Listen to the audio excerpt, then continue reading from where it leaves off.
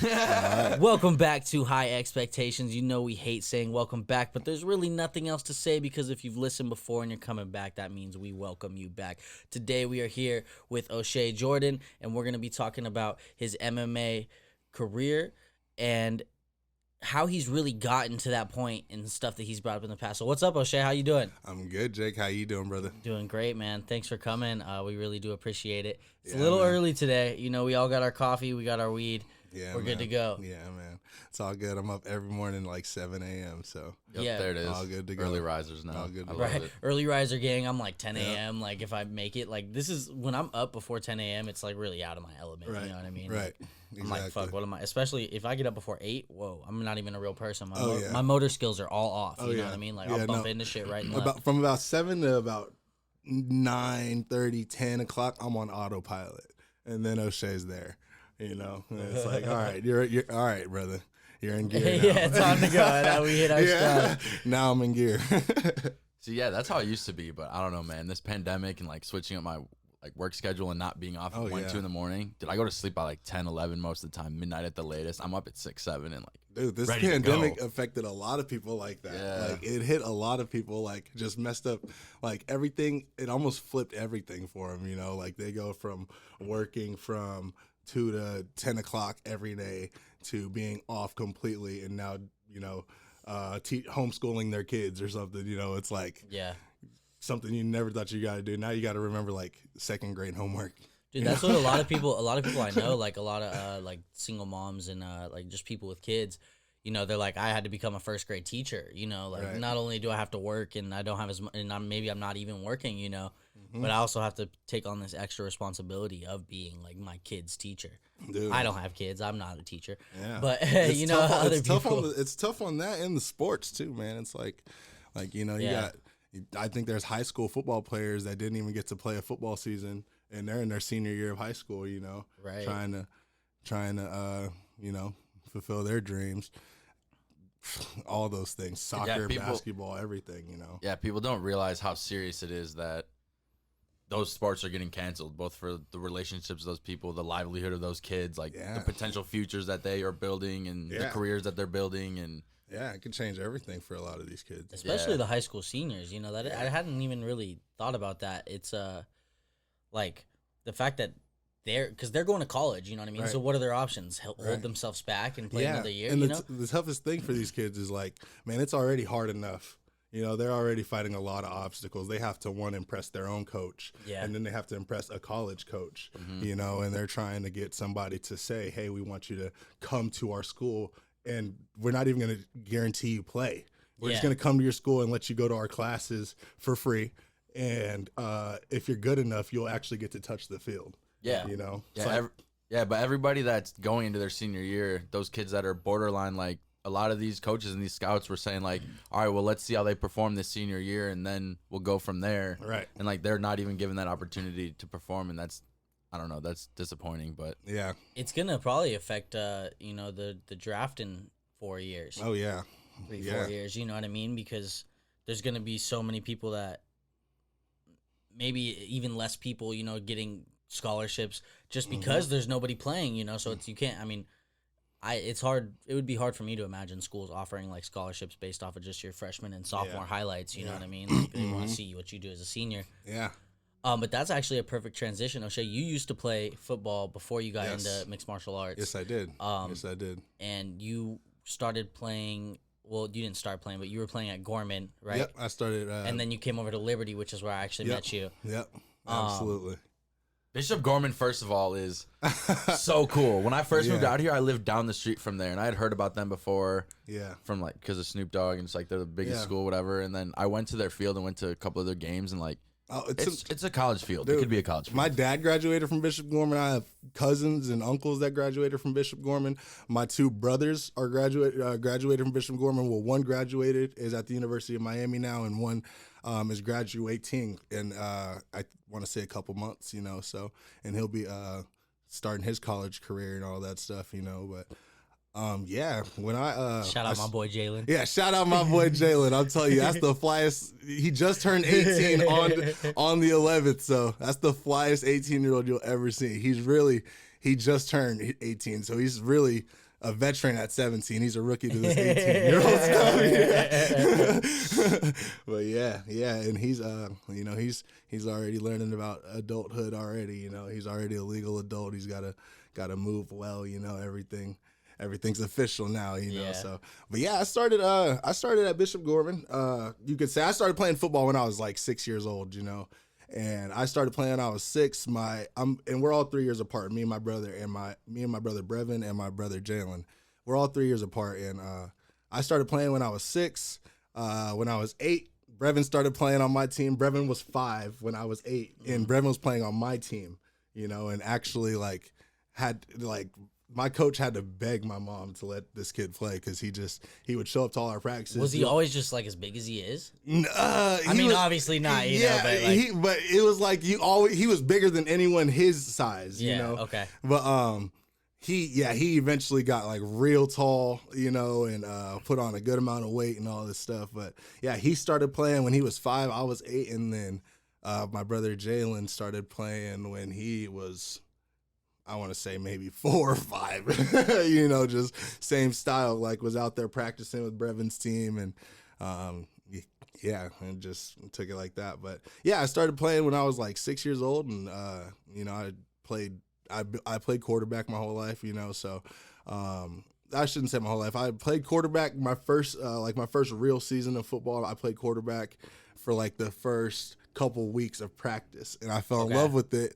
And then I always dealt with something, so I had a coach who obviously coach's son. So coach's son kind of comes back and, gives him the quarterback spot. But I ended up playing running back. So running back was cool too, And then 5th grade, I finally got my chance to play quarterback. So about 4 years I played running back, and then I played quarterback from 5th grade on. So about 10 years on, 10 years old on, about 9 and a half, 10 years old on, I played quarterback my whole life. So, yeah, fast forward, I'm at Bishop Gorman High School my freshman year, and I played for the freshman football team, and I had a quarterback battle beginning of the season. Things ended up going my way, and hell yeah. Yeah, after 2 games, I ended up finding out I'm starting in the pregame warm-up. It was crazy. The way it happened was we're warming up, and the typical, you call first team offense, right?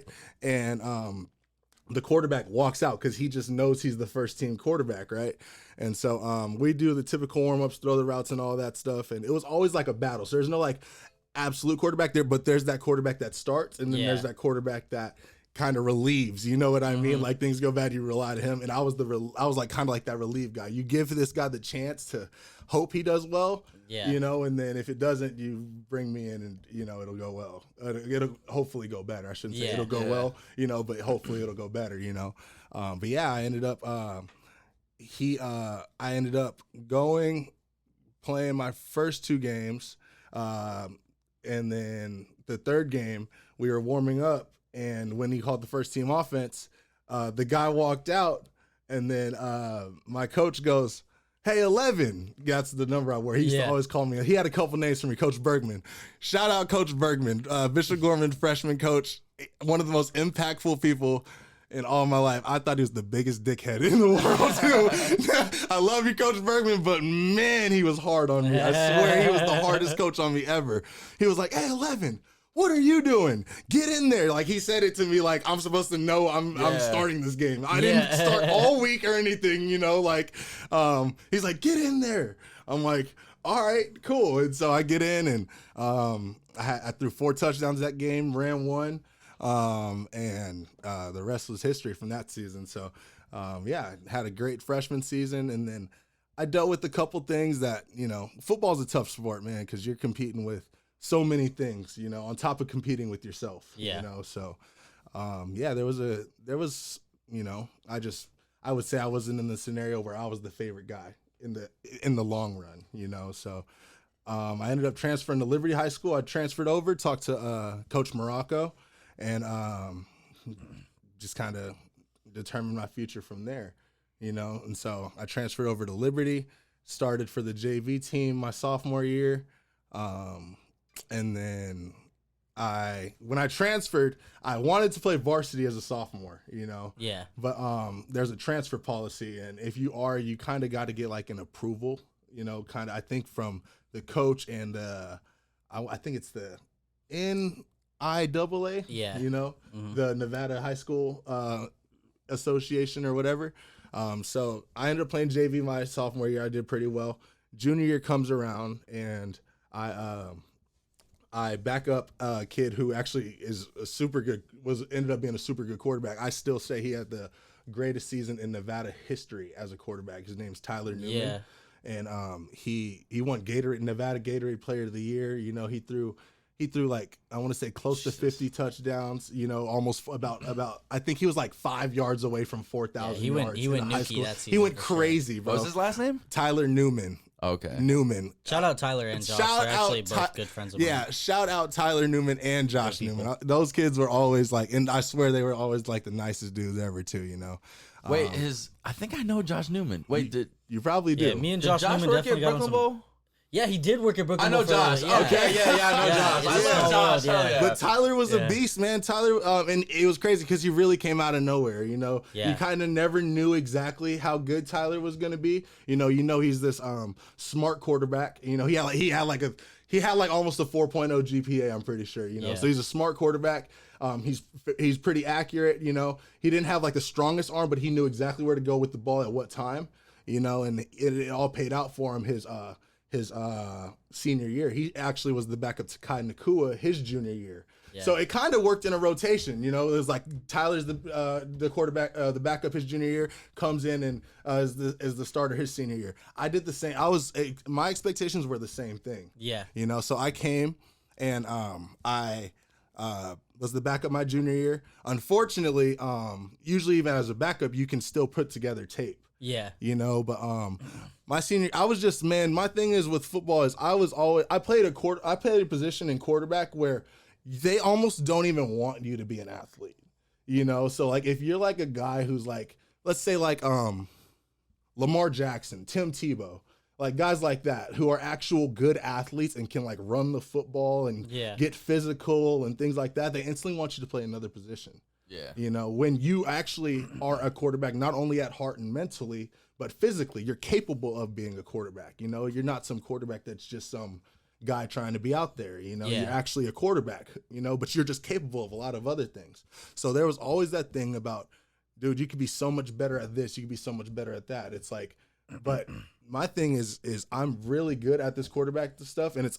really all I know. Yeah. You know, I know for a fact I can play anything. I can come off the edge. I can play middle linebacker. I can play tight end. I can play running back. You know what I mean? I can catch the ball, you know, out the backfield. I can really kind of do whatever it is you need me to do. But at heart, that quarterback thing is my craft. You know, that's my thing.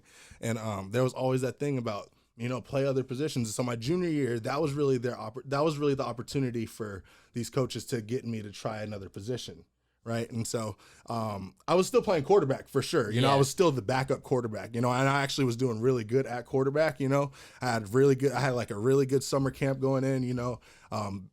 It was kind of rough shirt and t-shirts, you know, going from JV to varsity, you know, you still make dumb mistakes. But once the pads came on, it got real. And it was like, okay, this kid's actually pretty good. You know, he's a pretty good athlete. And so when that happened my junior year, and so I was the backup. And going into the summer camp, while Tyler was the starter, I would play other positions. That's what I'm saying. That was their opportunity to get me to play other positions. And so I played. I would play like running back. I would play like wing, which is like a flex tight end. Yeah. You know, I would play kind of all over the offense. They put me at like slot and things like that. You know, so I was open to everything. You know, at that point, because I get it. I'm not gonna start at quarterback, right? Yeah. And so there was one play where. We were in a formation with the fullback, and our fullback wasn't in, and he was like almost nowhere to be found. You know, and coach is like, "Where's our fullback? You know, where's our fullback?" And just, you know, that's what I'm saying. You're competing with so many things in football. You know, like you're competing with yourself, and you're trying to impress other people. You know, so you'll do anything to like really show that you're meant to be out on this field. You know, so I just jumped in there. you know? And it really showed a lot and it really impressed them. But as soon as when it happened, I jumped in there and we went right up the middle and I went head on with the linebacker, boom. And it was a super hard collision and like no one went down. It was like a stalemate. And I was like, boom. And it was like this good block and it like sprung the running back forward, right? So it was like a big gain. And I'm walking back to the huddle and my arm just drops like it's like dead, you know? I'm like, I lost all feeling in my arm. And my coach goes, okay, can we not have our backup quarterback play fullback ever again? Yeah. You know, he's like, never again. And so, but yeah, that ended up happening. I was out for a couple weeks and then come back. I'm like a backup for 2 games. Same thing happens in practice. I'm playing like the wing position and I go out and I hit a block and I like crack this guy. I actually got mad because this guy, he's like slung me the play before. Yeah. So he's like, you gotta get it back. It was late too, man. Shout out my boy Oki, but Oki, that was some real bitch shit, bro. Like, you know, bro, like that made me so mad, bro. Because like, bro, he just came and slung me, bro. Like Oki was like scout team hero of the year, you know. So, wow. I was so mad, and so the next play I caught him lacking on like a crackback, you know, and so he ran one way and he came back and he was right in my direction. I'm like, oh yeah, now I'm about to take your head off, and so boom, and I knocked him down and he like flat backed and everything, and I'm like standing over him like yeah, you know, and I'm walking back and the same thing, the same shoulder like just dies, and it's my throwing arm too, it's my right shoulder, you know, it just dies. I'm like, oh my God. Like, and it made me so mad because I am a quarterback, you know, but I'm out here like playing other things so that I can like get my chance to play quarterback, you know? And so that happened, and now I'm out for another 3 weeks. And they had a quarterback on our JV team, and they brought him up. And so when they brought him up, he actually got to play in 2 games, and I think he actually threw a touchdown in one of them, you know? So he didn't do too bad. Kid wasn't better than me. Yeah. I know that for a fact, you know. I still say that to this day. You know the kid, Jake. You know what I mean? Like, it's like, there's no way. And so, but anyways, when I came back in cleanup time, right? This is my junior year. So this is a sophomore. I'm a junior. And in cleanup time, they would call for a new quarterback, right? And they would call him first, right? Yeah. And so they'd call him out. Or they call him and he'd go in first, and we would like rotate like by series. But it really like, you know, it's kind of offensive to a kid that was not only did you just bring him up a couple weeks ago, you know, but on top of that this is a kid that's a junior. You put up and you're putting a sophomore in the game before a junior, and the sophomore's not better than the junior, not one bit. Now I think he actually the way that happened was more so to like prepare me for my senior year and make me hungry, because going into my senior year, we had like these player meetings at the end of the season. For the seniors, they like tell them all the things they love about them and thank you and tell them what they think, and they kind of send them off. And then for the juniors, the underclassmen, they come in and they tell them what they expect going in.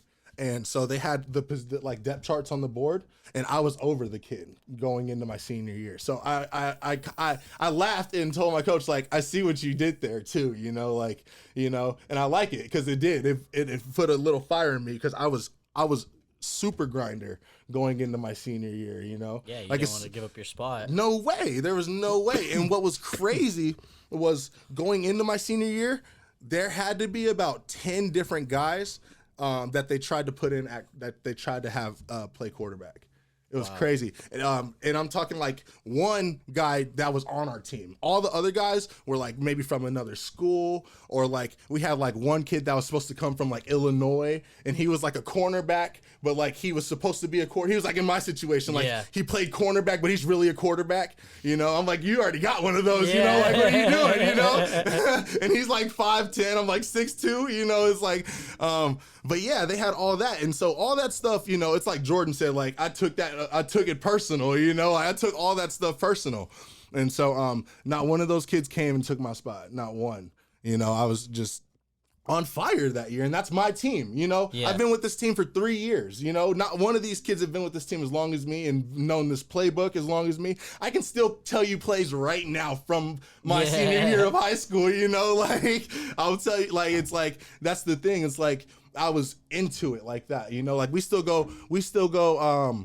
still like if me and my friends go out and run like play like a turkey bowl tournament, we'll still run like the like old plays, right? Like spread right watch, bro. Like we'll run something like that. Trips right Texas, like wow. I'm telling you, bro. Now there's no lineman, so it's not like you need to call like a big big leopard or anything like that, but. Like I'm telling you, that's still stuff from 5 years ago. It's still instilled in my brain. And so there's no kid that had that like I had that going in, And so we would go in, and so spring ball comes around, I'm the starting quarterback, and I was doing really good, and I could tell I was starting to build a lot of confidence in my coach, Shout out Coach Morocco. I was starting to build a lot of confidence in my coach, right? And so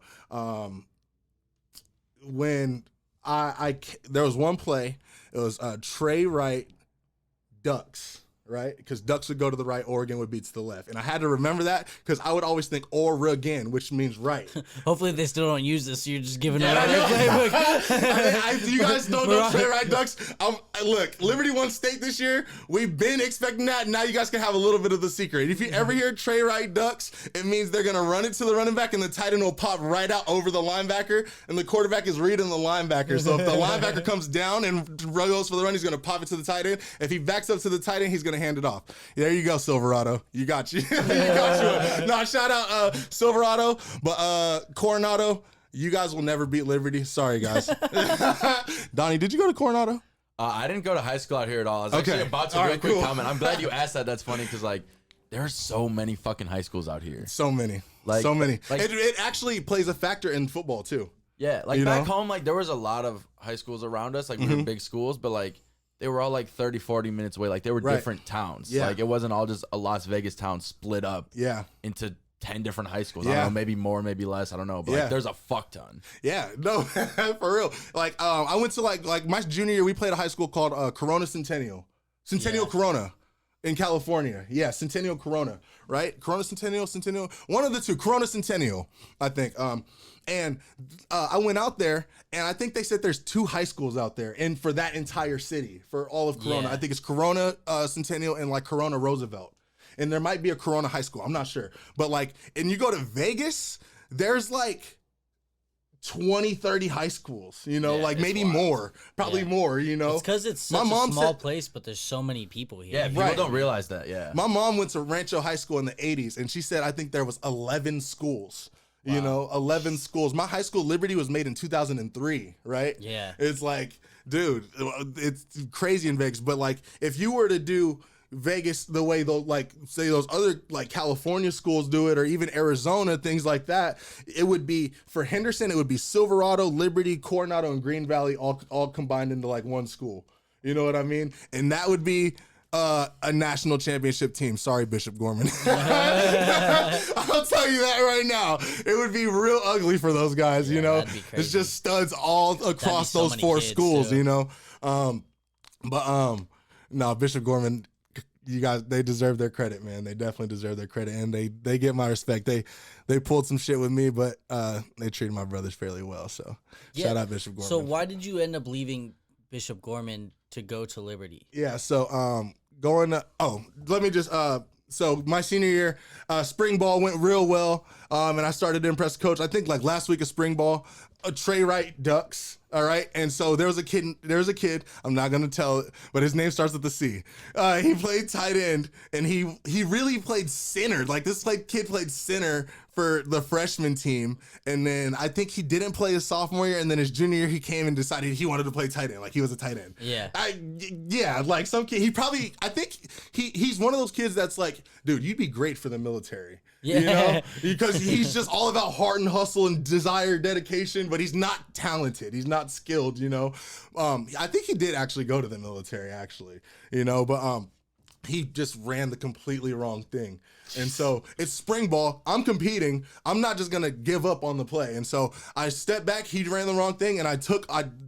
I stepped up in the pocket and I took off for about 15 yards. My friend Marquez Powell, shout out him, stud receiver. Hopefully, he does big things. He's still on his way, but he was playing safety, trying to do his thing and get his way. He's a freshman playing safety with the varsity team, so he's a stud.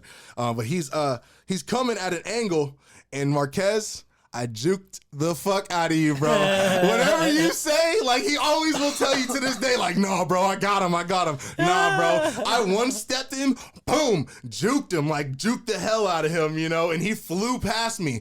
And as I stepped and planted after I juked him, the next step after that landed with my left leg, it just popped. And so my ACL was torn, Damn. So, yeah, and so I actually... Man, this is what broke my heart. So there was shout out Kenyon Ovlad. I'll tell you right now, he actually plays for UNLV. I'm hoping he does big things. You coaches, stop playing with the kid. I'm telling you,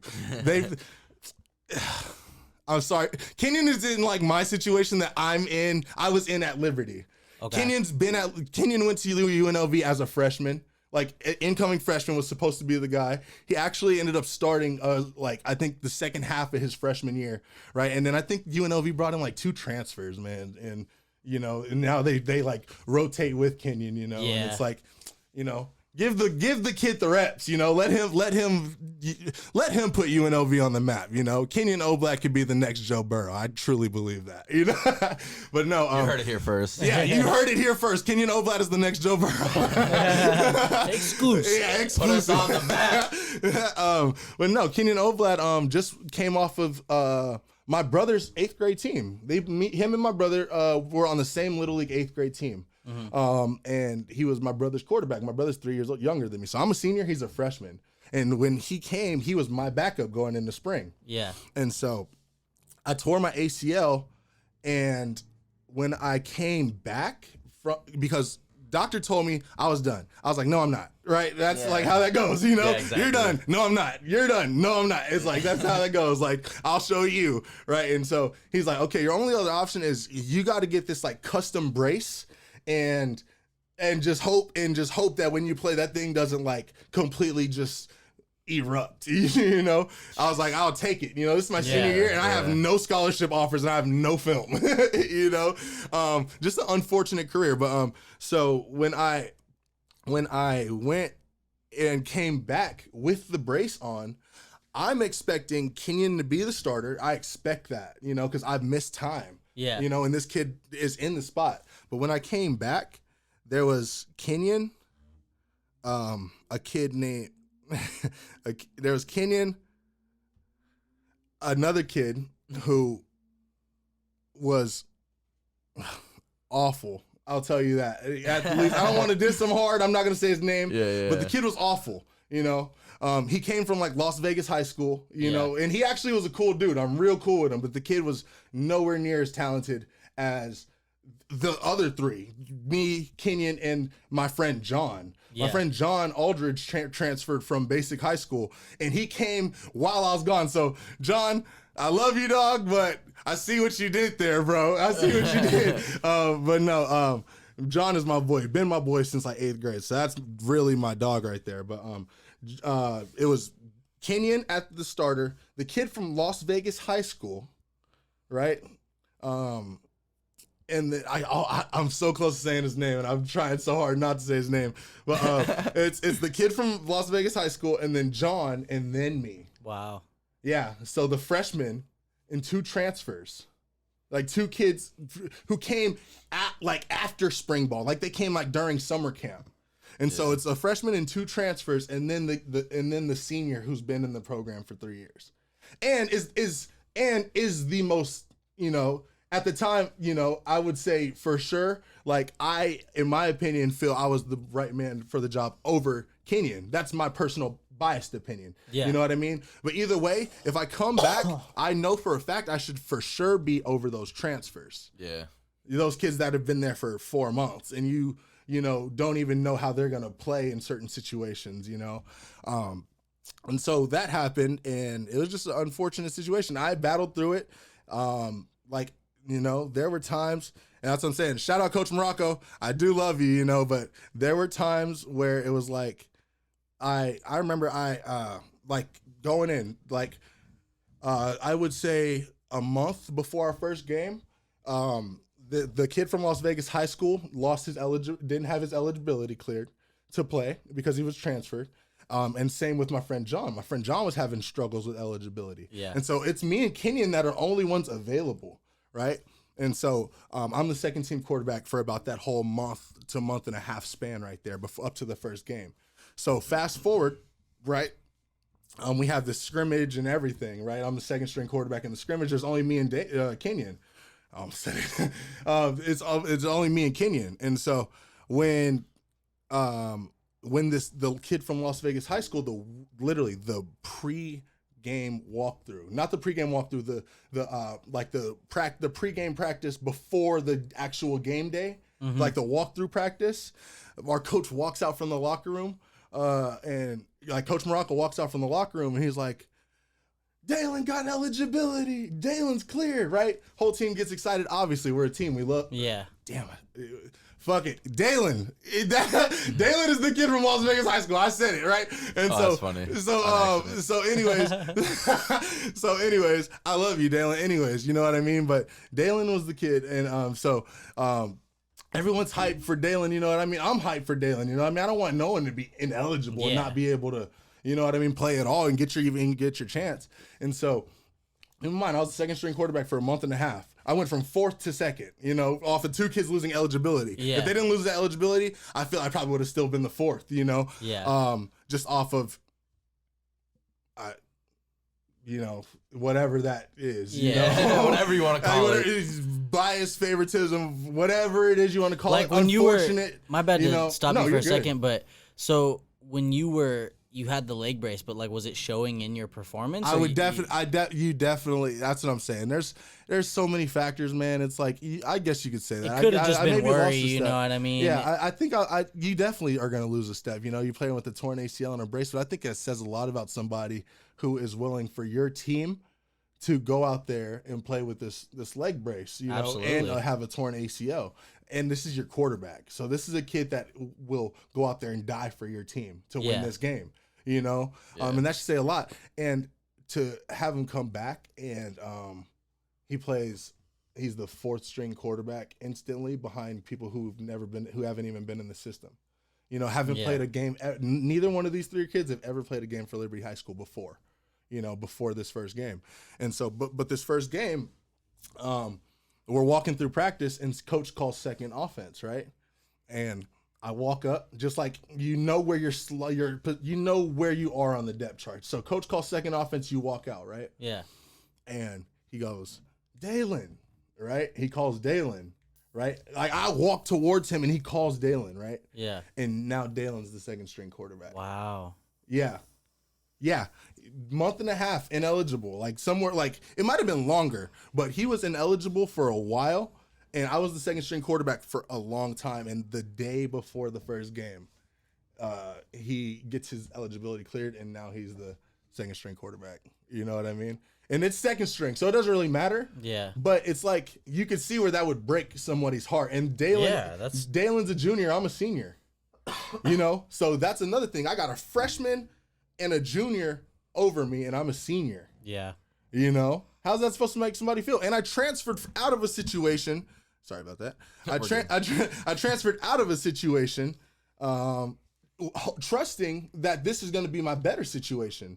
Yeah. You know, I had some unfortunate things, you know, and that's what I'm saying. I can't knock any decisions that you make, but I just felt like I should have got a better chance no matter what, you know? But yeah, when I transferred from Bishop Gorman, though. No, for sure. We can actually, I mean, is it kind of like, did you transfer on your own accord, or was it because they were like not giving you the time you wanted, or they were just trying to make you do something else? Or with Bishop Gorman, I ended up, unfortunately, the things that I dealt with at at Liberty, I dealt with at Bishop Gorman. Okay, so like similar situation. Very similar, you know, but I just experienced it later at Liberty. Yeah. You know, so I didn't experience it until my senior year where it was too late, you know. But there was just another kid who like I was a freshman and I started for the freshman team, and he was a freshman and he started for the JV team. Okay. You know, and he was like a freshman, he was like a 8th grade All-American, you know, him and this other kid, and he definitely wasn't bad, you know, definitely a decent kid, but he actually that whole situation, it was just, he was always the favorite, you know, and he was like, I think he might have been like cousins or something with the current varsity quarterback that started, he was like real close with him. I think they had the same quarterback coach too and everything. So it was like he was definitely the next man up, you know, in that situation. And they wanted, and so in that situation, you know, I just always had to fight for it, you know. But I just, you know, I always felt like I was fighting something. So I would always hear things, you know, and coaches, I'm going to tell y'all right now, if you ever want to be a coach in high school football or any type of coach, do not ever gossip to your players. If you gossip to your players, you're going to be coaches always talk about players being cancers to the team. If you gossip to your players, you're the cancer. You are the cancer to your team.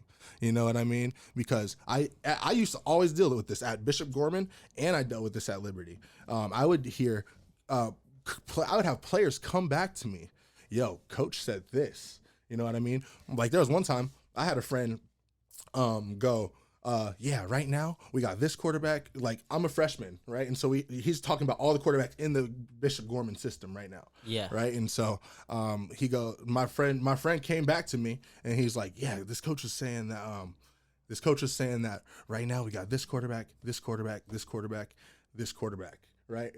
And none of them are O'Shea, right? Yeah. And so he's like, what about next year? All right. And so basically he's like, we'll have this quarterback, this quarterback, this quarterback. Right. And so he's like, what about the year after that? He's like, we'll have this quarterback and this quarterback. And he goes, okay, what about my senior year? He's like, we'll have this quarterback. Right. And then he was like, what about O'Shea?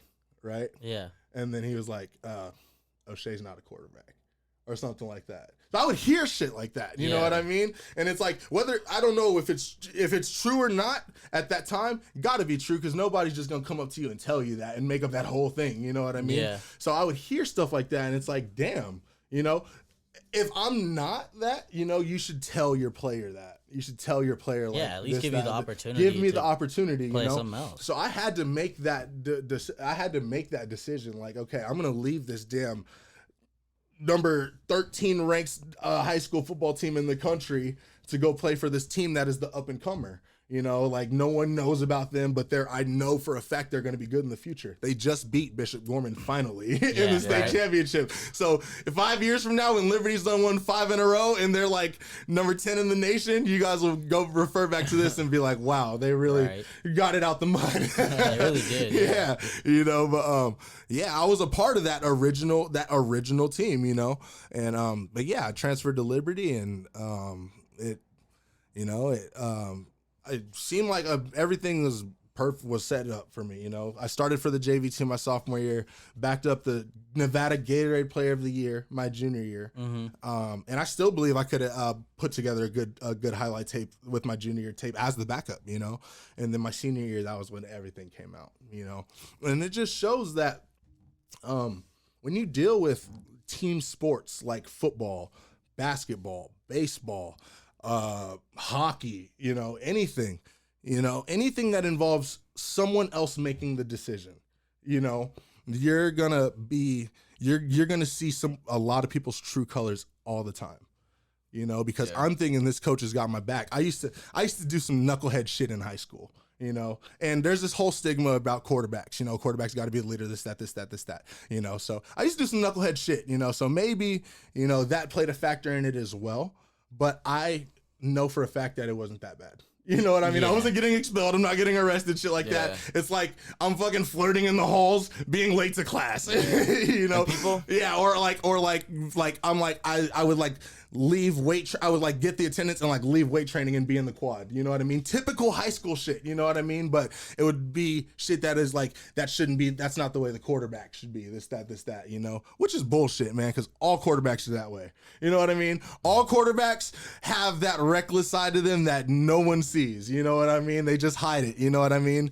I guess I just struggled to hide it maybe, you know, but it actually comes out of my fighting now, you know what I mean? But yeah, when I with that whole thing with Liberty, it all just came out my senior year, and it shows that the true colors in people only come out.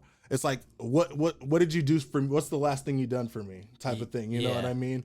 It's like, wow, O'Shea's the stud. He can run the ball. He can throw the ball. He can kick the ball. He can tackle people, you know, all this stuff, you know? Yeah, and you spend most of your time in high school on the sideline, you know what exactly, I mean? You know? And I do that, and I do that. I really spent my junior year on the sideline willingly, and then my senior year, you guys, I really was kept on the sideline.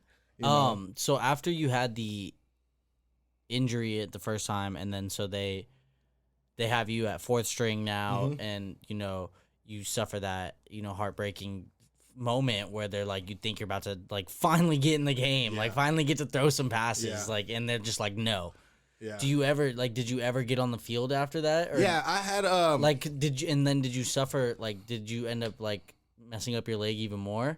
Man, my entire varsity career, I attempted less than 5 passes. Damn. You know what I mean? Like 5 passes. You know, that's almost it. Almost like in this situation, it feels like fate kind of took you away from football. That's what I say all the time, man. And you know, I absolutely have no regrets whatsoever. My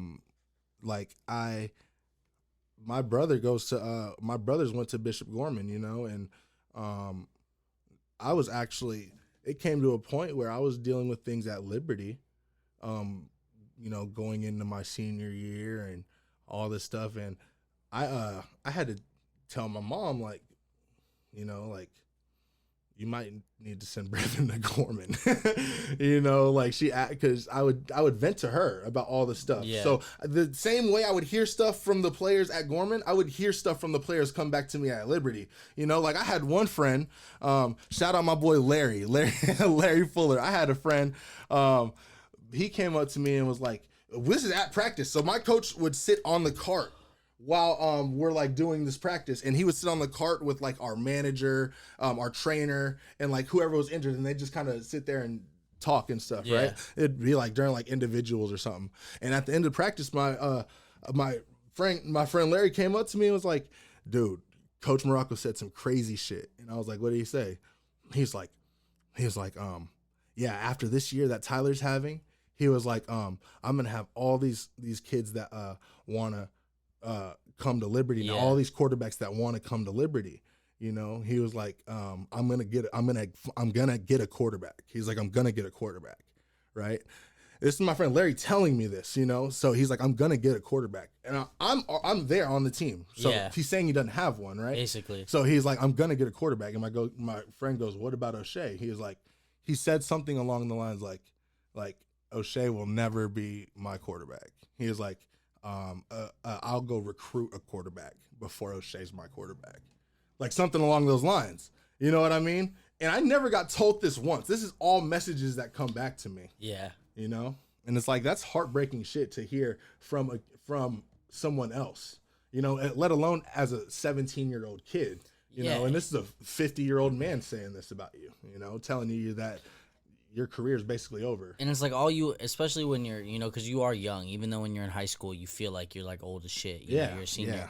But you're still, you know, you're still really in the early ages of your life. And it's like almost, especially with your journey, it seems like people, especially like the coaching staffs of both teams, they don't want you to play quarterback. You know what I mean? And it's, I think, one of the biggest flaws of, you know, especially high school sports is you have all these kids wanting to play these positions and then these coaches not wanting to play these positions, right? And wanting a specific thing, especially when it comes to like teams like Liberty and Gorman because they're really trying to win. Yeah, they're trying to be a national team. There's more on the line. It's way you know more what I mean? competitive, Because, I mean, ultimately, if your school becomes a top-ranked high school, you're getting money because you're getting funding. Yeah, it's like I could go to Bonanza High School or El Dorado High School and start at quarterback and get sacked 10 times a game if I want to do that. Yeah. And throw 2 touchdowns a game or whatever and play every single down. But it's like, man, I'm trying to go play Division I football. That's never been an option not to play Division I football in my family. My dad went to the NFL. My brother plays for the University of Miami. It's like that is a thing. We're going to play Division I football. We're going to go pro. And mine got shut down in its tracks.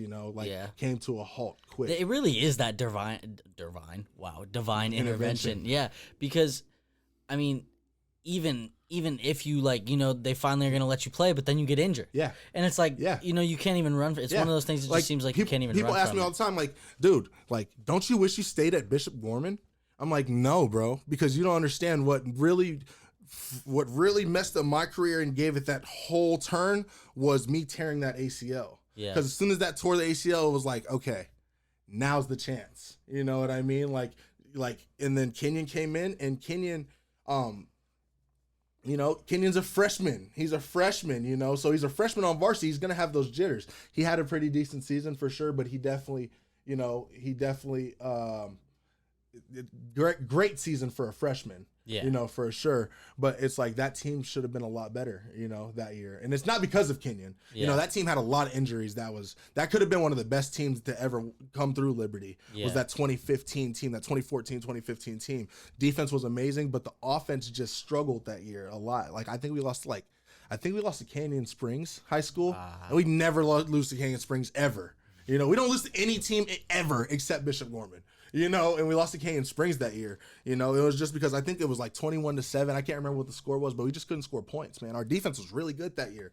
I lost a bet to our coach that my best friend, Brendan Adams, who played for Green Valley High School, I said he'd run for 100 yards against us, and I lost. Our defense was really good that year, but that was a team that, it just should have been a lot better just due to not because Kenyon was bad. He was a freshman on varsity, and he definitely played well. But that it's just, and Kenyon holds the record now in Nevada for most passing yards in a high school career. Yeah, or I think something like that. So he definitely improved. And did his thing. As time came on. But it was just that year as a freshman, his freshman year, I feel that was my year. Yeah. On top of my friend Brennan transferred from Liberty that year to Green Valley. That's how we know him. That's the kid I said would run for 100 yards. My friend Matt tore his ACL. My friend Chris Roster Reed, who, I don't care what anybody says, we had Snoop Dogg's son transfer into Nevada that year. Mm-hmm. Still, Chris Reed, best receiver in the state that year. He ruptured his entire knee. Chris Noon, our starting left guard. Our hype lineman, that one lineman that just bangs his helmet on his head and forehead and stuff. He was that guy. We had a lot of unfortunate things happen that year, but yeah, that was my senior year of high school, man. And it was super depressing. But yeah, after my second game of my senior year, I just realized, man, it just wasn't going to come to fruition for me. And so I called it quits, got my ACL surgery, and I took the JUCO route. And I knew I was going to go junior college. So I called it right there. I was like, there's no point in me waiting until the end of the season to get the surgery. I can get the surgery now and go junior college. Get a head start. You know what I mean? I'm not going to play this year. You guys have made that very clear to me. I'm not going to play. Yeah. And so, time flies. That whole 4 or 5 months of my senior year, I'm depressed until I get to the junior college. I feel like my dreams are over. My dreams are crushed, like all high school kids out of Nevada feel when they don't get that scholarship offer. Yeah. It's not even Nevada, all across the country. Those kids that don't get that offer and they realize they have to go junior college or something, or not even play football. But I go junior college. And before we segue, I just want to talk about that, coping with the any athlete in high school, the coping with after you realize you did just play your last game. It's the worst part of competitive. Obviously you can play rec and it's still competitive. Yeah, exactly. But you play your last game. So how did you go about that? So let's fast forward a little bit. You got your surgery, and you're feeling this depression, and you're trying to cope with knowing you're not going to play football anymore, right? Yeah. Or are you still thinking you're going to play again at some point? Yeah, because I'm going junior college. So I'm thinking I'm going to go be this junior college star, junior college national player of the year, go get an offer to the University of Florida or something, you know, and go NFL like Cam Newton did or something, you know, like Baker, like one of these kids, like Baker Mayfield walked on and walked on again to Oklahoma and then won a Heisman and now he got the first big draft. I'm picturing myself doing that, right? Yeah. But the whole time, the whole thing for me was there was like three things. Was one, I never got to prove it to people and myself. So like I never played varsity football. Yeah. You know what I mean? So I never like played varsity football because I never got to touch the field. And so I never got to prove it to myself that I can actually do it. But I know I can do it because I know I'm very good, you know, but it's all happening in practice. Yeah. Not in the game, you know? So I'm knowing I can be very good. I just am not getting my opportunity.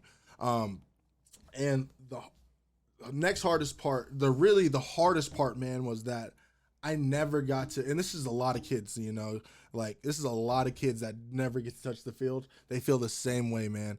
It's not that I didn't get my chance to go play D1 football. It's not that my NFL dreams crushed. It's that I never got to be under those lights. You know what I mean? Those Friday night lights and be the man, get your name announced on the from the announcer for scoring a touchdown, anything like that. I never got to be that guy. And I always knew I should have been that guy, which was the hardest part. You know, when you know you should be that guy and you're not, when you know you're not that guy, you don't expect to be that guy. But when you expect to be that guy and you're not that guy, that's the hardest part for all those kids that believe in their talent and no one else believes in their talent. You know, that's the hardest part for all those kids, you know. That was my hardest thing was that I never got to be under those lights. And honestly, man, I never got over it. You know, like I shouldn't say I never got over it, but it took me finding martial arts, which we'll get to, right? But it took me finding martial arts to finally get over that. You know, to finally get over that. I never got to show my abilities and all that, you know. And I never got to have people be like, dude, like there's something crazy about you, like you have a freakish ability. I never got to have any of that. I never got to have, you know, like I would go to college camps. That's what I'm saying. All my things that like was amazing was in practice in camps. Like I would go to college camps and like there was a coach. I went to the University of Georgia on this thing called the Rock Tour, right? And we went to the University of Georgia. And Coach Mike Bobo was the offensive coordinator at the time, and Mark Richt was the head coach, who ended up, Mark Richt, recruiting my brother to the University of Miami.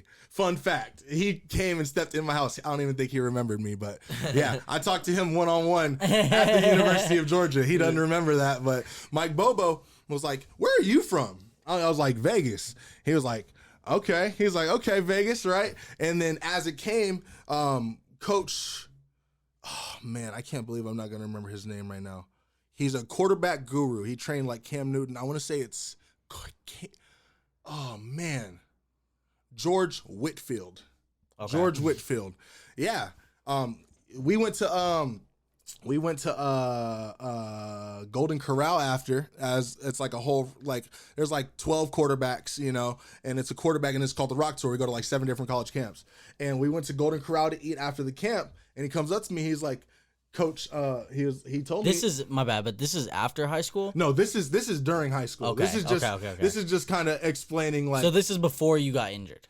Yeah, this is before I got injured. Yeah. I just want to make sure that everybody's keeping up with the timeline. For sure. My bad, for sure. Yeah, but this is just kind of to show like that I believe in my abilities. Yeah. Like that my abilities were capable. Like Mike Bobo told him, he was like, I like that Vegas kid. You know, he told Coach Whitfield, like, I like that Vegas kid. You know, he was like, he might need to lose a couple pounds. You know, I was always a big kid, dude. Yeah. Always a big kid. Like, not like a big obese kid, but you can look at me right now and tell, like, I'm a solidly structured big kid. You know, like, I was like 250 pounds. I was like 6'2", 250 pounds. You know, like my senior year in high school, you know. So it's not like I'm like 6'2", 320 pounds, but I'm 6'2", like 250 pounds. That's a scary quarterback, you know? though. Yeah, and like I run like a low 4.8, solid 4.7. Like the fastest 40 I ever ran was like a 4.75. somewhere around there. I think that's the number. Would it be? Is it only even numbers? So maybe 476 or something like that. No, it could be 475. Yeah, something like that. But yeah, that was like. So I'm a big athletic kid, you know. But yeah, he was saying he might need to lose a couple pounds for this SEC football because SEC football is the next level. That's like there's the AFC, NFC, SEC. That's what they always say. NFL. Yeah. There's the AFC, American Football Conference, National Football Conference, and Southeastern Conference, right? Yeah. So those are the SEC is like the real deal. But that was just to show like this is the University of Georgia, and this is a coach saying this about this kid from Vegas. Yeah. You know, so the ability's there. Yeah. You know, but yeah, and so. After that happened, I graduated high school, and man, that was a rough part. That was a rough patch. You know, I completely after my second game, I completely left the team. Like I didn't go to the practices anymore. I didn't go to the game. I would go to the games actually. I would go to the games and be on the sideline and still support. But that was rough, man. And the only thing that really got me through that was my mom. You know, like shout out all the moms out there that support their kids in all their crazy ass decisions they want to make, because like my mom never once told me that I couldn't do something. You know, out of all these people that I'm talking about that told me I could, that didn't want me to do it, my mom knew every step of the way that I could do it more than I believed I could do it.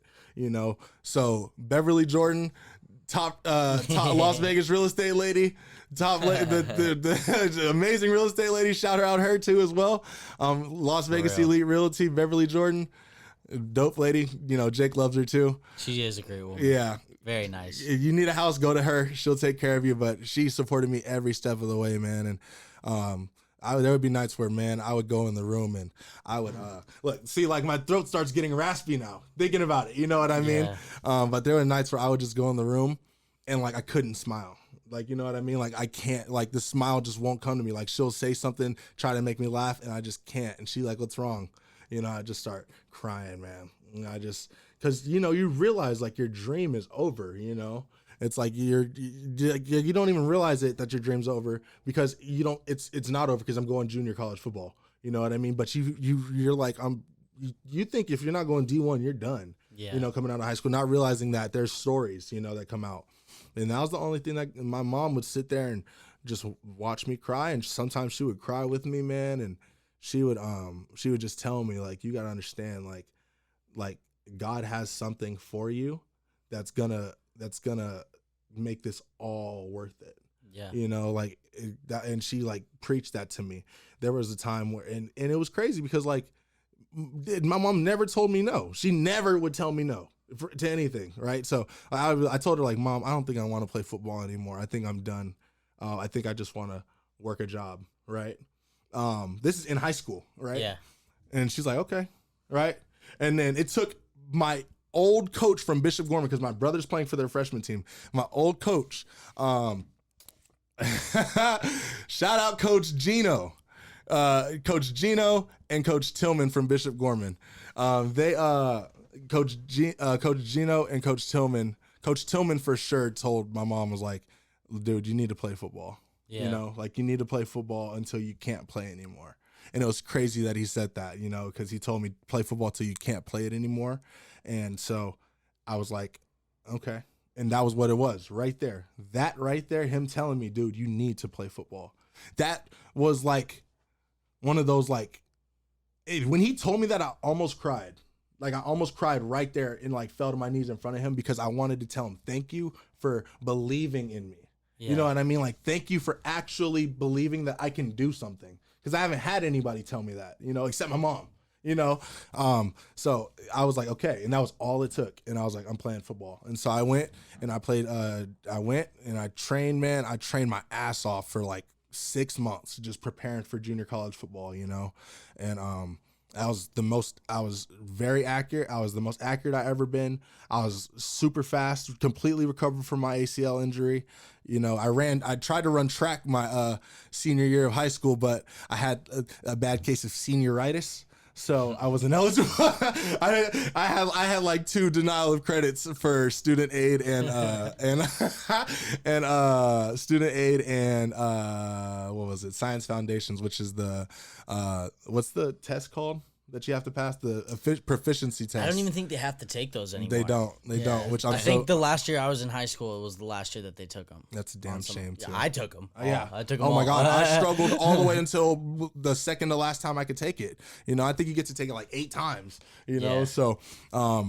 But once I passed that, go ahead. Oh yeah, but once I passed that proficiency, I was done with that, and I just ditched those 2 classes and just went to government and English. But yep. So but yeah, I was at the top. I went, and then I was off to Ventura Junior College. What were you saying, Jay? I want to get to the MMA. Yeah. Just because that's what you're doing now, and I want to spend some good time on it. Oh yeah. But just to wrap up, kind of like the football portion of your life. So you get to JUCO and you're training hard and you're gonna play, and then so do you end up playing, and then is that short lived, and then after that did you kind of just go to like work a job for a little bit and then get into MMA or nope? So you never played? Nope. Okay, so did you end up just like? So I went junior college, and my 3rd week out there, we're shuffling in sand pits, and my knee goes. My right knee too. So I tore my ACL on my left knee, and then my right knee just pops. And I was like, oh, that was weird. It was like a weird pop too. It wasn't like a crack. God was sitting there like, listen, bro, you're done. I told you this. I'm trying to tell you, bro. Right. Football, you're out. Exactly. I know you want to do it, but exactly. I'm trying to take you somewhere else. Like it wasn't like a crack, like a readjustment. You can like crack your neck or like crack your knuckles and stuff. Yeah. Sometimes your joints crack your knee. It was like a pop, but there was no pain instantly. And so I kept practicing, and the next day my knee was just completely shot. And then so you just stopped from there? Yeah, I went to I took a couple weeks off, and I came home, went to the doctor. He told me I would never run again. He was like, your career's done. He's like, you're probably never going to be a runner ever again. And so that hurt, man. And so now your world comes crashing down. It's real. Yeah. Now you're a normal civilian. Yeah. And at this point, you're not going to play football again, right? Never again. From what I think. So how did you feel in that moment where you're in the doctor's office, right? When you're finding out this out. So you're sitting there and he tells you, you're never going to run again. So it hits you. Yeah. So before I even got told that by the doctor, I told myself, I was like, I think I'm done. I didn't make it official, but I was like, I think I'm done. I think I'm just going to go to school and try to, maybe pursue a career in law, And so I was like, I think I'm done. I told myself that anyways. And then when the doctor told me that, I was like, okay, I'm done. Yeah. I was just tired of being hurt, man, and injured and not being okay. Just getting let down. Yeah, everything. It's man, a heavy toll. And so life came crashing down. And now my mom is selling timeshares at the time. And this is like, timeshare supported us for a long time. My mom's selling timeshare, So, but I got into it too, but I was selling them over the phones. And so I was doing that. And I did that for 2 years, and then I bounced to another job, and then I bounced to another job, and then I bounced to another job, and this is for like 3 years. And so I'm like, I was like 250 pounds in high school, right? And so now I'm like 265 pounds, right? Yeah. Heavyweight, right? And so, but I got up to like 305 pounds, just doing nothing but working, coming home, smoke a blunt, eat and sleep. You know what I mean? And repeat. And then I get my 2 days off. And what am I doing during those 2 days? Because I work so much during the damn week, I'm sleeping during the week with the weekends. You know what I mean? Mm-hmm. And so, but yeah, so I had that period for that time.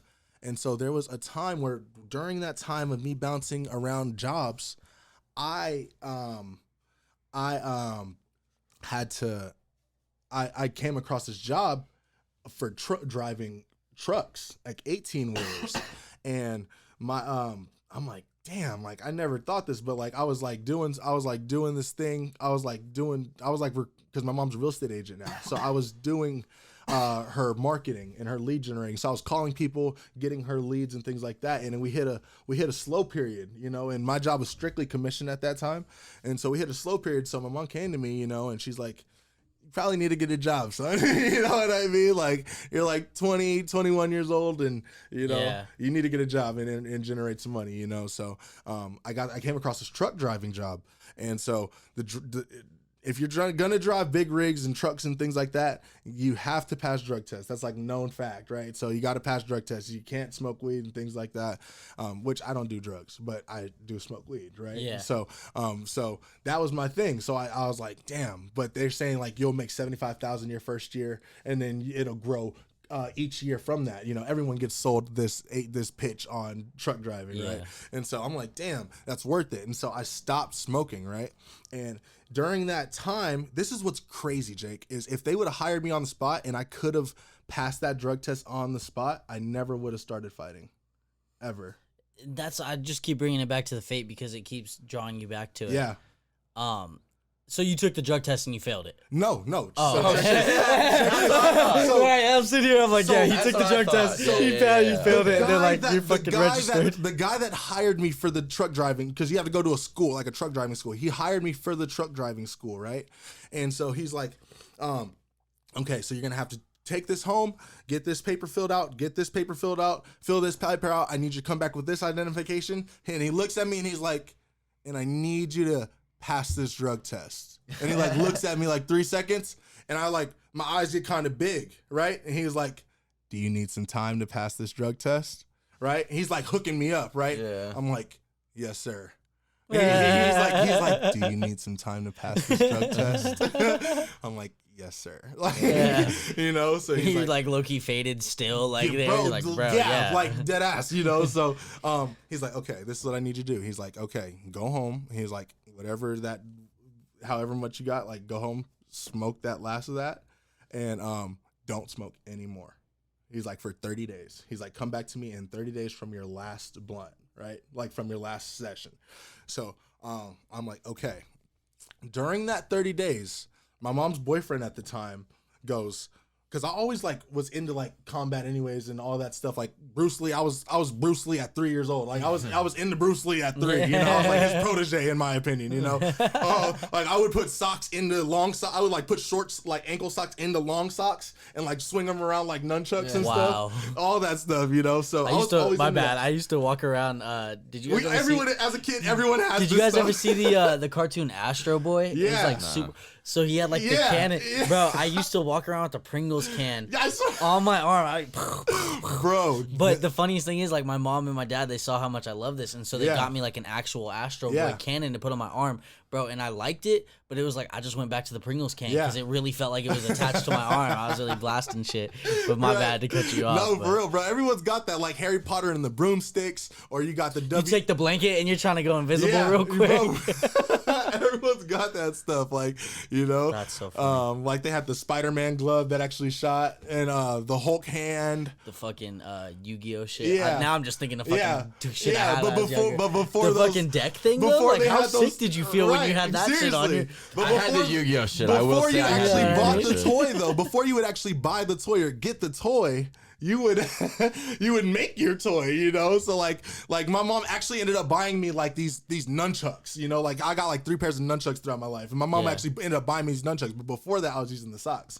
But I was always into combat, like from like Bruce Lee on, you know, from like 3 years old on. I was always into combat anyways. Like UFC, the first time I ever seen the UFC, my dad showed me UFC 1 when I had to be like 6 years old, maybe. Yeah, I had to be like 6 years old because I was in karate class. Like I had like Shotokan karate, so I was into like that, and I was into WWE, so I was big into the wrestling stuff, you know. And so my dad, we used to go to Blockbuster. You guys ever go to Blockbuster or Hollywood Video, things like that? The shit. Blockbuster was the shit. You could rent video games and everything, right? But yeah, so we would go to Blockbuster, and I would try to find like old WWE pay-per-view DVDs, right? Of like WrestleManias, Vengeance, you know, like all these different Backlash things like that, right? And there was one time I went and they didn't have it, and my dad, and I was like dang, and I'm like looking around trying to find it, and my dad's like, hey O'Shea, he's like, you want to see some real wrestling, right? And he's like, let's get this, and it's UFC 1 with Hoist Gracie, Ken Shamrock, like all these guys, right? And so I'm watching it, and I'm like, damn. And it's funny because like people talk about when they watch UFC 1, they say that they didn't expect Hoist Gracie to win because he's like the small guy. He's like 6 foot, like 170 something pounds, skinny and lanky, and they got like guys that are like huge, like 200-pound guys. They had this one guy that was like 400-pound sumo guy, all this stuff. They got like kickboxers and all this stuff. And Hoist Gracie choked all these guys out, right? But me as a kid, and I'm in karate, right? So I see this kid, and I'm into Bruce Lee and all that. So I'm used to the little guy being the dangerous one, you know? Yeah. I'm like, this kid, I told my dad, I was like, Dad, he's gonna win. He knows karate, right? And so he really ended up knowing jujitsu, not karate, which is the exact opposite. Instead of striking, it's grappling, right? But yeah, that's how I even got introduced to the UFC. Was my dad showed me that, tricked me into thinking it's real wrestling, like wrestling that's not fake. You know, but it's real fighting. Like, these guys are actually fighting. And I was like, whoa. And so that happened. And then I seen The Ultimate Fighter with like Chris Lieben and Josh Koscheck and all that. Like, I remember their beef with Forrest Griffin and all that, you know. So I remember that beef. And then Anderson Silva came around. And that's when I was like, whoa, like now I'm into it, you know. Like, Anderson Silva was my dude when he came out, you know. And then John Jones came around. I was big on him, you know. So I was always big on combat sports and like kind of boxing and stuff, but really the UFC. And so my mom's boyfriend at the time, the guy my mom's dating at the time, I told him, I was like, I told him like months before this, I was like, I always kind of wanted to try maybe like a combat sport and things like this, right? And so he comes to me months later, he's like, hey man, he's like, my friend's got this boxing gym, and he's like, I'm gonna go do a boxing session with him. He's like, you want to come? I was like, hell yeah. I was like, let's go, you know? I'm like 295 pounds, you know what I mean? Like, I need to do something anyways. Yeah. I'm thinking I'm just gonna go jump some rope and hit pads, you know, learn how to punch and lose some weight, you know? And so I went and I started hitting them. I did jump ropes, warmed up, and the trainer that was there got in the ring with me, and he let me hit the mitts with him a couple times and taught me a couple things. So I'm like overextending on all my punches, typical mistakes on rookies. Like, you overextend on your punches, you got big, long, swingy punches. He's like, okay. He's like, look. He's like, see this left hand that you have in front right here? He's like, just touch the mitt. Touch it, which is, he's teaching me the jab. Yeah. So he's like, just touch it. And so I'm reaching out and I'm touching it. He's like, that's all you got to do. And he's like, ball your fist up and that's all you got to do. And so I'm touching it. That's the first punch I ever learned, was the jab, which is proper fundamental technique. The first to be the first punch you learn is the jab, and then it's the straight. You know, the straight right. Those are the two first punches you learn. But anyways, that was the first day. So I was hooked. I was instantly like, yo, I'm coming back tomorrow, you know? And so I talked to my mom's boyfriend, and he was going to go back, and he was like, I'm not going to make it today, but Ron's going to be up there. Ron is the guy that owns the gym. He's like, Ron's going to be up there, and you can go up there and train with him. I was like, oh, cool, right? And so I go up there. It's like a private gym. He has like his own little warehouse with like it's probably like, you know, as big as the apartment, you know, probably like that. And so it's like he had his warehouse, and so I went, and he has to open it up. And so I'm sitting there for like an hour, and he doesn't show. And I'm like pissed off now. You know, I'm like, what the hell? Like, this guy like flaked on me and all this. I'm excited as hell to learn some more boxing. Yeah. You know, I want to be a boxer at this point. So I started looking for boxing gyms, kickboxing gyms. Like, I was looking for traditional boxing to start. No, there's nothing. You know, nothing like real boxing like to go to be a boxer. There's like exercise boxing classes and exercise title boxing club and things like that, you know? And it's like, that's not what I was looking for. So I couldn't find anything that's over by me. They were all super far, and I'm not going to drive 30 minutes to go do something. You know, that's just not me, period. You know, do that every day. Just not my thing. So, no boxing. I look for kickboxing. There's no kickboxing. I'm like, oh my God. So I did karate when I was 6, like I said. And my guy that taught me karate, his name is Hiroshi Allen. Right, I was 6 years old, and I think I got up to red belt, and yellow was going to be the next one, and I stopped at red. So it was white, red, yellow, and then the rest. And so I stopped at the second belt. Typical kids doing martial arts stuff, right? Yeah. And so I was like, I think I'm going to go back to him, and I think I'm going to try karate, right?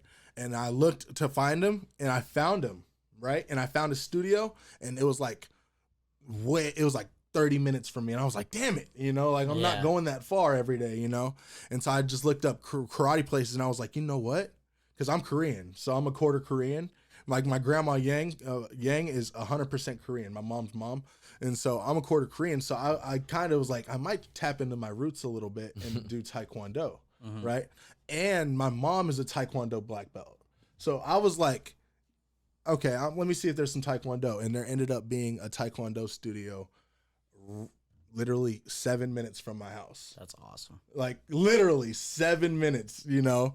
And you got to be thinking at this point, like, finally, like, something's just working out for me, you know? You have because you've gone through so much in this period. So you're sitting there and you're just like, finally, I have something I can look forward to, you know what I mean? And it's funny because you even got deterred from boxing. Yeah. Like, life was literally like, even at boxing, like, it's typical, like, no, you're almost there, but. Yeah, exactly. It's like, okay, typical, you know?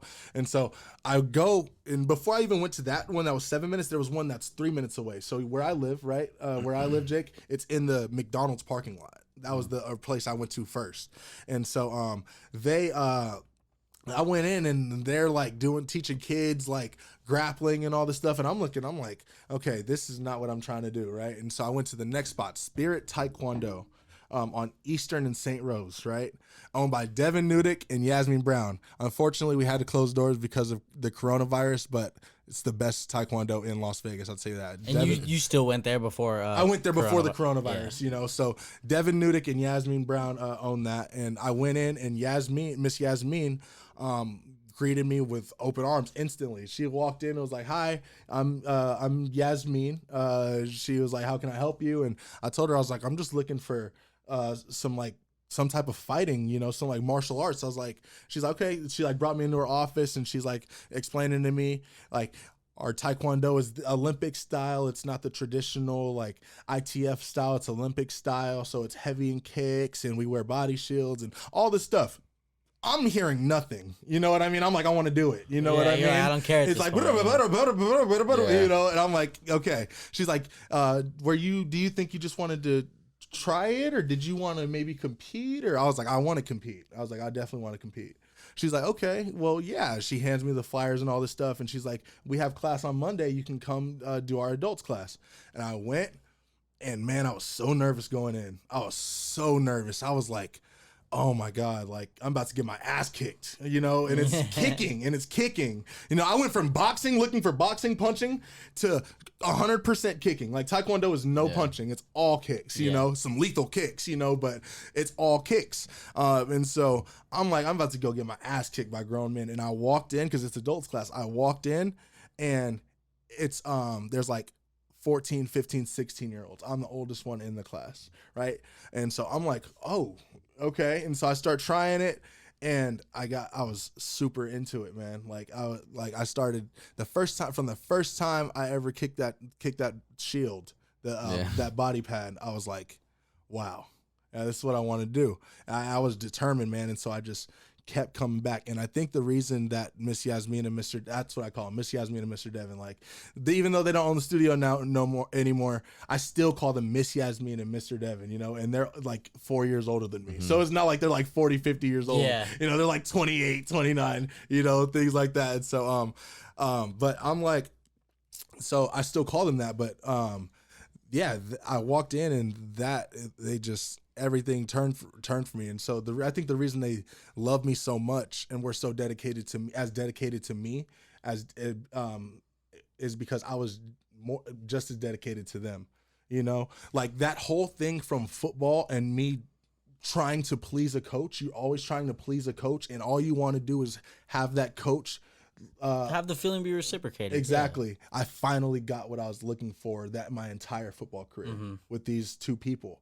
You know, Miss Yasmin and Mr. Devin, it was like my mom. It was like that person that will go to bat for me. They'll look for competitions for me, you know, things like that, you know, and anything I wanted to do, they support me, you know, and they just welcomed me completely with warm arms. And that was my introductory to martial arts, you know, was them.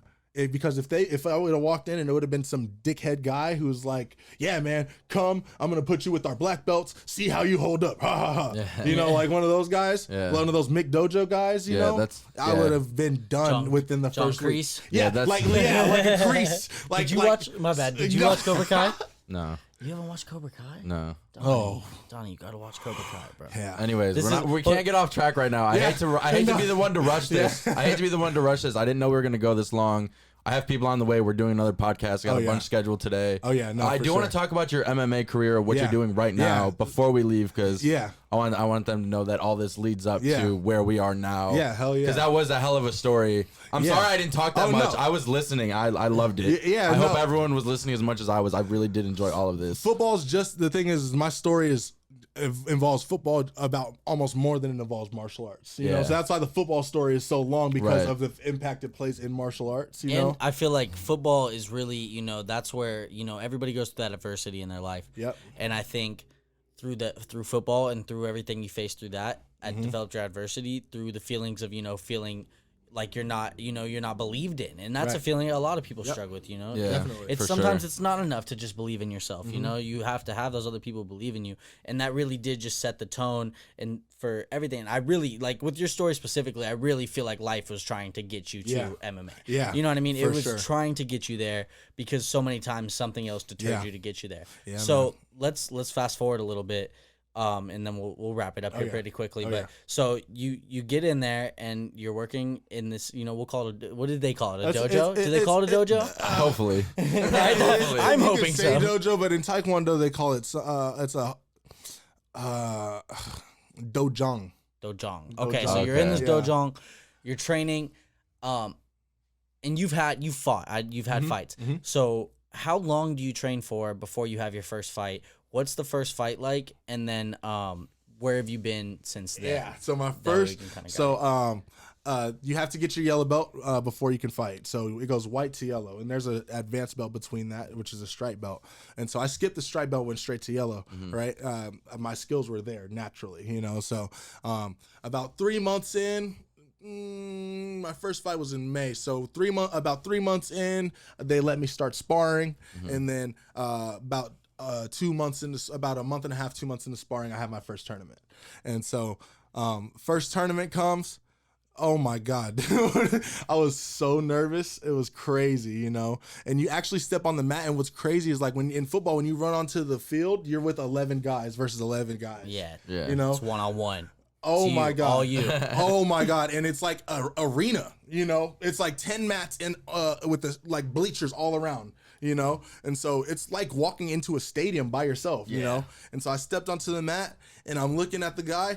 I'm a yellow belt. That was my bad. I'm a yellow belt. This guy's a brown belt, which is the belt right before black belt. It's equivalent to our red belt. And so I'm like, oh shit, and he's like 6'4", he's like tall and skinny. He's not like me, like I'm like 6'2", like 260, 265. Like I'm like tall, you could say that, but I got bulk on me. This kid's like 6'4", and he's probably like 215. But man, the kid was long, and it was crazy, man. I got out there, and the referee calls the match. He raised his hand up, and it was almost like I was floating at that point. I was in a dream. Like it was cloudy from there, and I'm just on autopilot. Like I'm not thinking whatsoever. And so the guy, as soon as the guy raises his hand, the guy comes crazy. I mean, he's like sa, like he's like throwing all these kicks, and we call them key ups in Taekwondo. He's like ba, like things like that. It's like you're kind of like a battle cry, kind of, but he's throwing them at me. And I'm like just backing up, like dodging, like oh my God, he's coming crazy, like this is crazy. And so he's like, there's like one space of time in between the like first like 5-6 kicks he threw, and so that one space I just stopped and I threw my right leg at his stomach as hard as I could. Boom, right? And I like circled out, and I looked at the scoreboard, and I scored the points. And I was like, oh shit, like it's 2-0, right? And so he comes at me again, and I step back, and I did the exact same thing. Boom, and when I landed, I fell, and I got back up. I was like, and I looked at the scoreboard, and it's 4-0. I'm like, damn, I'm hyped now, right? Yeah. And so what is it to win? 3 2-minute rounds. Okay. Yeah, and so at the end of so he ended up coming back. It's like 15-15, and so he like takes the lead. It's like 14-15, and he takes the lead with the 2-point shot, right? And it's 15-16, and so there's like 13 seconds left, and so I'm like tired as hell, like gasping for air, and the referee starts. He's like, because he paused it and he starts the match, and the guy comes at me, and I step back, and I swear I'm like, I take a breath while I'm stepping back. I'm like, and boom, I stopped and I kicked him right in the stomach, and I scored like the game-winning kick. You know what I mean? Like 16-15. You know, and I was like, holy shit. You know, like that's great, dude. It was, you finally get that moment. You're just like I did it. Yes, I finally fucking did it. It was crazy. And so from there, man, I never lost. I never lost a Taekwondo tournament ever. Yeah. You know, I had one match that you could say I lost, but I don't count it myself. I still know I lost that personally, but I still say I'm undefeated. You know, but the guy won off of running me out of the ring and judges, and not the electronic system, but judges, you know, so they judge the shots that actually happen. But so from there, I was just winning like gold medals throughout these tournaments, right? I had like 8 tournaments, and I had like 12 gold medals, you know, something like that. I'm lying. I want to say I competed in 6 tournaments, because I'm thinking about all the matches I have. You know, I had like 12 matches in total, but I never lost any of those matches. But I have like 6 gold medals, right? Oh, yeah. And so when after that, this coronavirus stuff happened, right? And I always knew that like I could take this type. That's how I even realized I could do MMA. Was like, it was boxing at first, and then I learned I could kick, and I was like, oh, I should do MMA. Yeah, I'm gonna do MMA then, you know. And I always thought MMA was better anyways. Like, they don't make as much money so far yet. We will one day, but it's growing. Yeah, but they say, I always respected MMA so much more, you know. And so I realized that, and so I started watching a lot of UFC. I started binge watching, and Stephen Wonderboy Thompson and Anthony Pettis made me like, I'm gonna do this. Like, I'm gonna do this, because these guys were high flying kickers, like doing crazy kicks that I do. And Stephen Thompson specifically has this sideways stance that I have, and he shuffles in and out. Like Muay Thai and boxers are more squared. Taekwondo and karate guys, we're like sideways, and we throw a lot of kicks, and it's in and out. It's, you know, fighting terminology, you know? Yeah. So when I realized that, I was like, okay, after this Taekwondo stuff, I'm for sure gonna do MMA. And then the coronavirus happened. And so the Taekwondo stuff was done instantly. Like done. Like destiny. Yeah. You know what I mean? Because I'd have still been doing Taekwondo, competing to go to the Olympics. Like trying to get to the Olympics. That would have been my thing. Like, and that brought you into, now you're training mixed martial arts. Up at Extreme Couture. So you go to train mixed martial arts, right? So I kind of just want to get into like, so now, you know, so coronavirus happens, and now so you can't train anywhere. Nope. Right. My whole studio was the Taekwondo studio. Owning a studio is rough, anyways, as far as financially, you know. And so, you know, a lot of studios I'm sure got hit by this, but yeah, they ended up just having to close their doors, man. Real unfortunate, but they tried their hardest and they just couldn't do it. And so I ended up from there. I was like, now I'm just gonna go up to Extreme Couture. You know, I just knew it from the jump. Because I was already doing I would do Taekwondo Monday through Friday, and then I would do Extreme Couture on Saturdays for Muay Thai kickboxing. So I was already there, you know. I just knew one day I would be here full time, and so now I train here. I train there full time, and I'm just waiting on this coronavirus stuff to happen, to be over with. It's looking like it'll be real soon when they start having. I think hopefully, fingers crossed, this shit is done by March. That's my prediction. Even if it's not over, I think they'll start having some AMI fights soon, and I'll be able to make my name known real soon on the amateur scene. Well, that'll be dope. Definitely getting you in the fights coming out after coronavirus for sure. Oh, yeah, man. You're gonna see some high flying stuff, some crazy kicks, some back kicks, spinning kicks. You're gonna see some good hands. I got good hands. I move well. I move better than any heavyweight there is on this planet. I know that for a fact. Hell yeah. You know, so I can move. I move very well. Just like the Wonder Boy. I'm the heavyweight Wonder Boy. Yeah. Trust me. You know. Hell yeah. So. What were you gonna say, Donny? But yeah, just to incorporate our name a little bit, and why not do some fun shit? We're gonna give ourselves a high expectation. Because like I said, I hate to cut this a little bit short. We could have went for hours and hours and hours. I think we're right on track. But yeah, we're gonna have a part 2 sooner or later. Obviously, once coronavirus goes out, you're gonna train. You're gonna get everything going. Maybe we'll go ringside. Yeah, you're gonna. Yeah, that'd be cool. But yeah, you're gonna hopefully tickets for sure. You're gonna get some tournaments going. You're gonna win some shit. We're gonna have you back on. Yep. And we're gonna hopefully. Are you still trying to go to the Olympics? Can I say that? Look, man, I would love to. I think MMA right now and making it to the UFC is definitely my goal. But I think when I retire from MMA, I would love to try to win a gold medal, man. Like, all right, we're gonna say that. We'll probably have you back on before then. In between, UFC heavyweight champion and Olympic heavyweight. Yeah, gold that's medal. what I'm gonna say. Highest expectation is UFC heavyweight champion. What year are we going by, O'Shea? So I always said by the time I'm 28, I'll be UFC heavyweight champion. Hell yeah. So 28, that puts me at what you got? I got 4.5 years. Okay, yeah. Yep. As long as coronavirus so by the time speeds Kanye's up a little president, bit, we're good. Yeah. Coronavirus put a halt to it because I'd have been fighting already. No. By the time Kanye's president. No. Hell yeah. Honestly, O'Shea, we really appreciate your story, and I think a lot of people will. I'm glad that you got to come on here and share that. Hell yeah, absolutely. Due to the time constraints, we're definitely going to do a part 2 when you go back into fighting. It's funny because the whole time on the way here, Jake is like, dude, trust me, you're going to talk so much and you're going to think you're talking so much and you're only going to talk for like 3 minutes. How long have we been going for right now? We just passed an hour and a half. Yeah. Right. With maybe like the first 2 minutes of us dicking around, it's probably like about literally an hour and a half. Yeah. Which is perfect. I knew I was going to have shit to talk about, and I still got more stuff to talk about. Yeah, for sure. Like I said, I would have loved to go for like 2-3 hours. Oh, yeah. For sure. For sure. But no, I think, O'Shea, I'm glad you found finally that thing. You know, I think the moral of your story here that other people can take from is, you know, first of all, you know, don't give in to, you know, what other people are telling you can and can't do. Mm-hmm.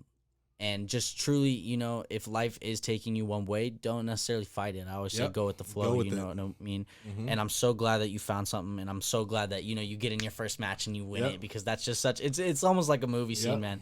It was crazy. And do you have anything else you want to add real quick before we wrap it up? No, man, just you know, I'm 0-0 right now as far as on the MMA scene, but I know for a fact I'll be an all-time great. As far as the heavyweights, like I mentioned, I feel like I move better than any heavyweight to ever walk this earth, you know. So my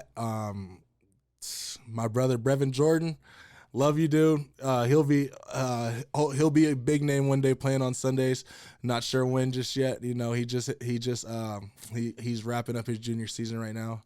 You know, so he's still got a decision to make, but he'll be big time one day, and hopefully we'll be like the Jones brothers, you know, one in the NFL and one in the UFC, and you know, hopefully he has a Super Bowl and I have a heavyweight title bout like that. I can see the picture before. Now. Yeah, man, I'm telling you. And if I ever have a fight in Miami, all Miami Hurricanes fans, he will walk out to the ring with me, you know. So hell yeah. I've never been to a fight actually, so I'm gonna save it when you got a professional fight or whenever you got it. We'll go. Let me know how I get a ticket and I'll be there. Yeah, man, I'm excited. It's gonna be an amazing journey, and you know, 5-6 years from now, you guys are gonna be like, he told me. You know, he told us. We'll come back to this. Yeah, come full right back to this. Full fucking circle. Yeah, shock the world, man. Hell yeah, I have no doubts in my mind. Once again, we appreciate it. Absolutely. Yeah. All right. Well, that's a great place to end it. O'Shea, thank you for coming on. Thank you, everybody, for listening. It will be on YouTube. It's going to be on all your favorite platforms to stream on if you just want to listen to it. All of O'Shea's social media, so you can actually check out some of his fighting highlights. Will be on there. Follow me on Instagram at O'Shea Jordan, double Y's, OSHAYY Jordan, JORDAN. Follow me on my MMA and Taekwondo journey. You know, I'm always posting stuff, whether it's on my story, I'm actually posting, you know. I got good stuff, and I got some tricks, man. I do fancy stuff. I don't just do typical Muay Thai roundhouse kicks, you know. So I do all that fancy stuff, and follow me, and you'll, you know, right now I'm at like 580 followers. One day I'll be at like we're all on the come up together. Oh, right? for sure. Less than 5K. Yeah, I'm just a normal person right now, guys. You got to understand. But one day I'll be at like 5 million just off my UFC career. Yeah, absolutely. You know, so. That's really the theme. We're all of this making podcast. It together. Yeah. Absolutely. We're all on that journey. So I appreciate you guys for listening. O'Shea, thanks for coming. Shout out High Expectations too, guys. You guys will be a huge podcast one day. We appreciate that. Thank you again. Absolutely.